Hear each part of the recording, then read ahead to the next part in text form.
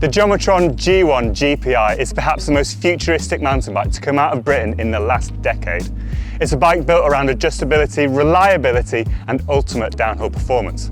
I'm here at the Geometron HQ in the rolling hills of Monmouthshire to meet Sam Robson, the man behind the brand, to see his vision of what the future of mountain bikes really could be. Okay, so we're in the Geometron HQ and this is the Geometron G1 GPI. It is based around Geometron's G1 bike, and Sam, you're kind of the man behind that bike for the last sort of 6 or 7 years. Can you tell us a little bit about what the G1 is? Because it's not just a gearbox bike.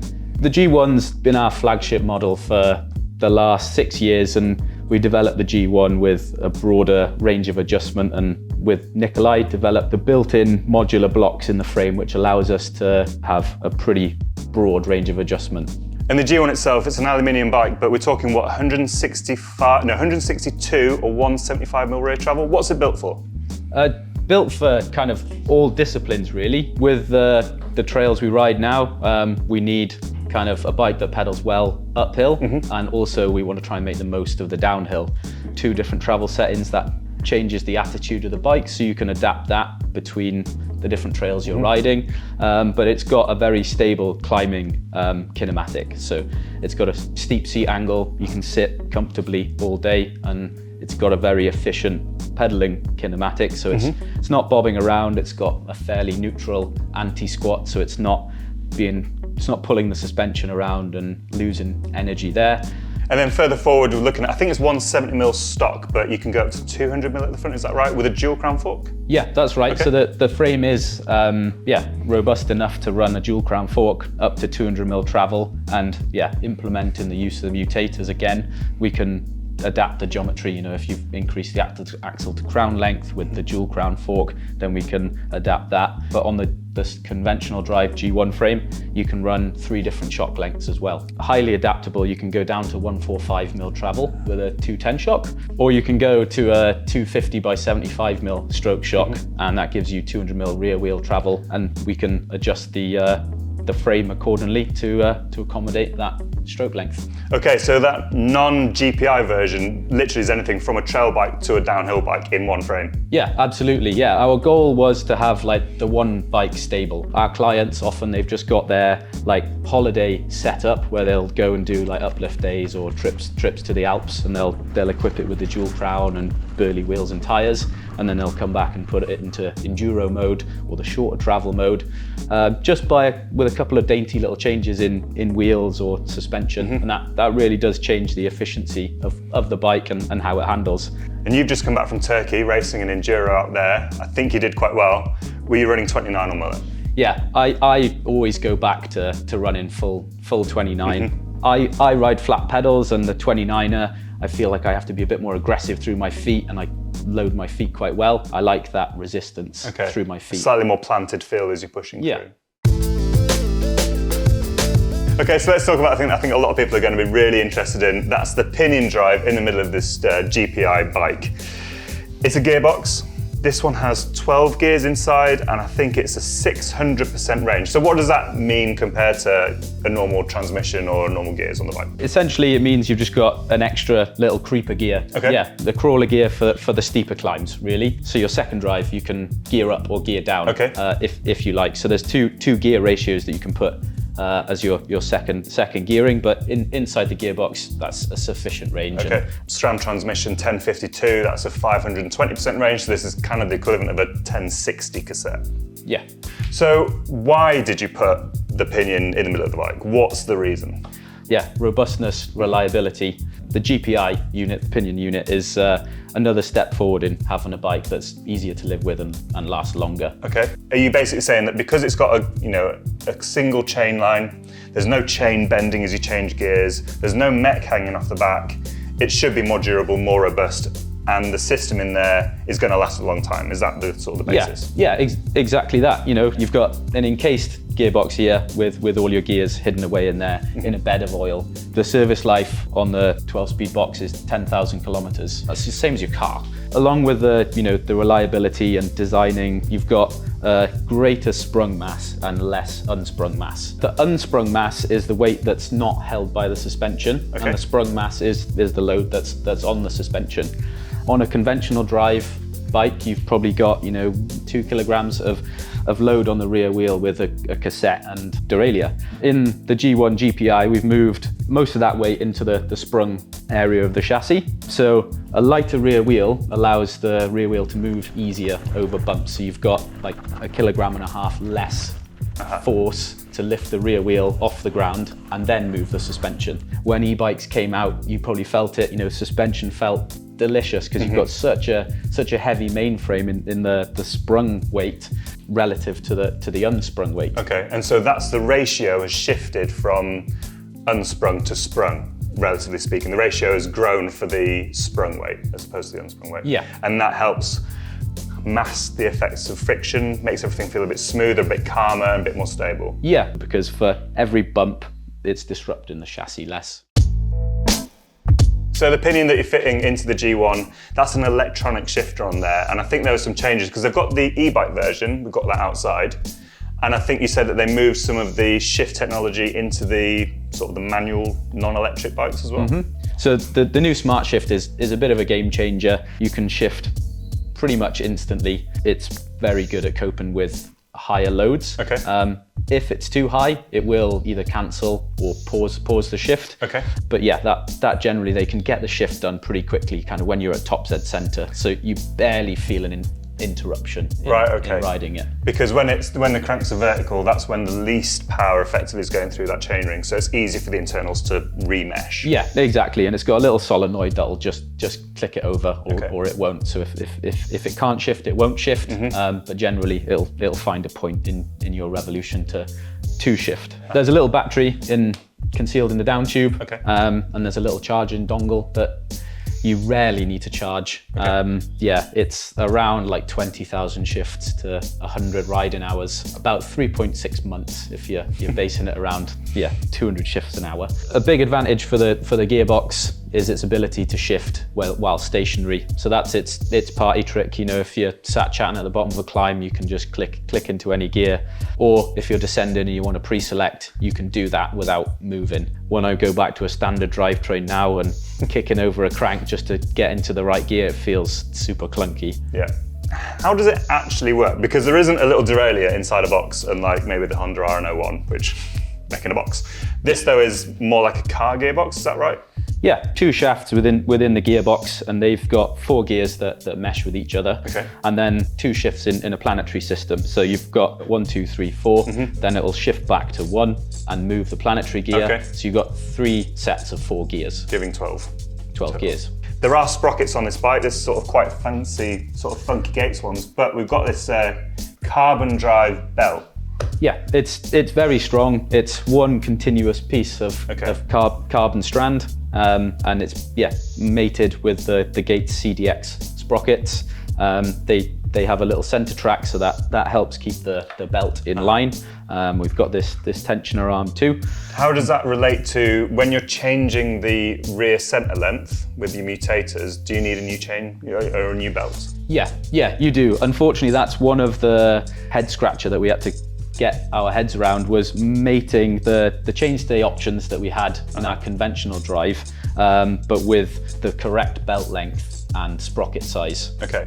And that's something that's defined by Gates, not by yourselves then? Yeah, we can't pick an ideal belt length because they can only produce so many different increments. So we've got to match those. So yeah, each chainstay length has a corresponding belt length, and that's all available to see in our mutation chart. If you are wanting to experiment, then you will need to invest in the mutators and the belt. But relatively speaking, it's not too expensive. The belts that we supply, they are very lightweight, and you can put one in your backpack quite easily. There is no quick link for a belt, so once it is broken, it's broken. But largely they're very reliable and do last about 3,000 kilometers in harsh riding conditions that we have here in Wales. Geometron's always been known for the geometry, right? One of the first brands to go super long, low and slack. Can you talk us a little bit about the ethos and sort of the theories behind the shape, and obviously how the mutators work into that as well? So the rider's relationship with the contact points is fundamental for handling and maneuverability. So we aim to keep the distance between the hands and the feet the same between each frame size. So we actually pay attention to kind of the angle between the rider's hands and their feet, so that line from the hand to the feet, and that generally just predicts like the torso height for us to take on the trail. From there, keeping the rider in a consistent position allows feedback to be consistent from the bike, so you keep the same load, so the rider's not hanging off the back of the bike, and we've got enough space for the rider to move forward and load their hands and load their feet. With more consistent load on the contact points, there's more consistent load on the suspension, front to rear. The rider can feel what's going on at the tires. You can stay in a more comfortable, consistent position and hopefully be more efficient as you're going down the trail. So there's quite a lot going on there. It's potentially a little bit complex, but obviously I'm guessing if someone's to come to you and say, oh, I want a G1 GPI or just a G1, you're going to spend plenty of time chatting to those guys and girls, making sure that they're getting the right shape and size. Every rider's kind of different, and so you can measure like the perfect Vitruvian man, and they can have the same, you and I can have exactly the same body proportions, but ultimately, you know, you've been sat at a desk half your life, and someone else has been doing yoga kind of 10 times a week, and they're super limber, and so you can't measure how well somebody moves and how much their joint angles change. So how somebody loads the bike is very different from one to the other. So yeah, quite interestingly, we had like a guy with fused ankles, and we had a really interesting like time to try and get his like movements with the bike so he could get kind of fluid handling, and that was a really good example of kind of what we do. So we had to end up going really big on the front triangle and really short on the rear end, because he was very fixed on the rear wheel, so he needed more space in front of him. I think these are the mutators, aren't they? So this one is obviously quite a bit shorter than that one, and these are the little modular bits that fit down here to change the chainstay length. That's right, yeah, exactly that. So we've got these available in 4 different lengths, and yeah, as you said, you can go from really short 443 all the way up to 465. 465. And then what's this little badger for then? So that's a seat stay mutator. Okay. They sit in here, and this one's a bridged seat stay mutator. They are available in 3.5mm increments. Okay. So the G1 can really be as simple or as complicated as you like. I'm kind of getting that vibe. Yeah, you've got 3.5mm increment at the seat stay. Yeah. That gives you 5mm at the BB height. So you can change the head angle and the BB. So you can change the orientation of the front triangle with the length of the seat stay. And I'm guessing you can also put angle sets in the headset, because that's a big old can at the front of the bike. Yeah. So now we've got the 56 top and bottom. Yeah, we can chuck in reach adjust if you need to, or an angle set. Wow. Okay. The other thing that we talked about earlier on that we haven't mentioned in the video yet is the spherical bearings in the shock. Because look, you can twist the shock in its mount and it's not broken. Why? It's essentially just to decouple the torsional forces in the frame or the shock from the torsional forces in the frame. So when the frame flexes, when you lean it over onto the tread, onto the shoulder tread, the frame flexes, there's a bit of weight going through the cranks. And on many bikes, there's a suggestion then that the shock is almost being bent by those forces. Yeah, you can get side load in it. Also, the standard eyelets that you have with the solid, either brass or aluminium pins through the DUs, they don't allow for that. So that side load goes through the body tube and the shaft of the shock. So that can wear body tubes or shafts and create friction. So you have like a stick slipping sensation if you've got those loads going through the eyelets. It's a really simple demonstration of this is if you just crank the bike over if you're going around a corner and push on full side load on the shock.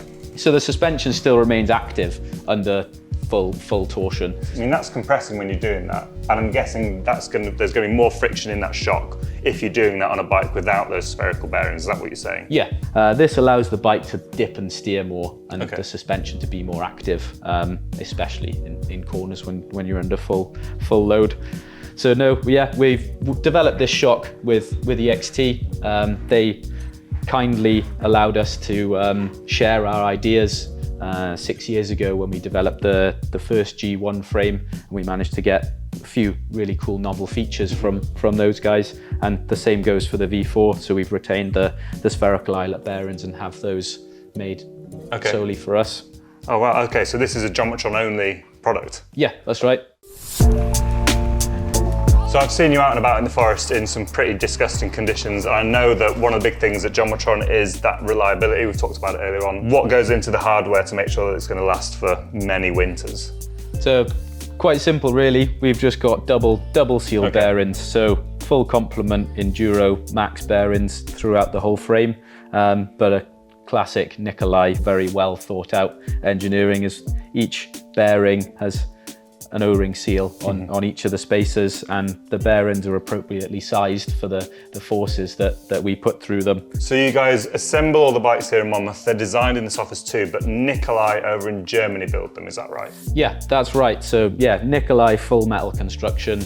They're the guys who are the experts in Europe in putting aluminium frames together. We've got a very good relationship with Nikolai over the last 8 years, from the conception of Geometron, where they made a funky tailor-made frame for Chris. The G1 is our ideas and our thoughts on geometry, sizing, adjustability.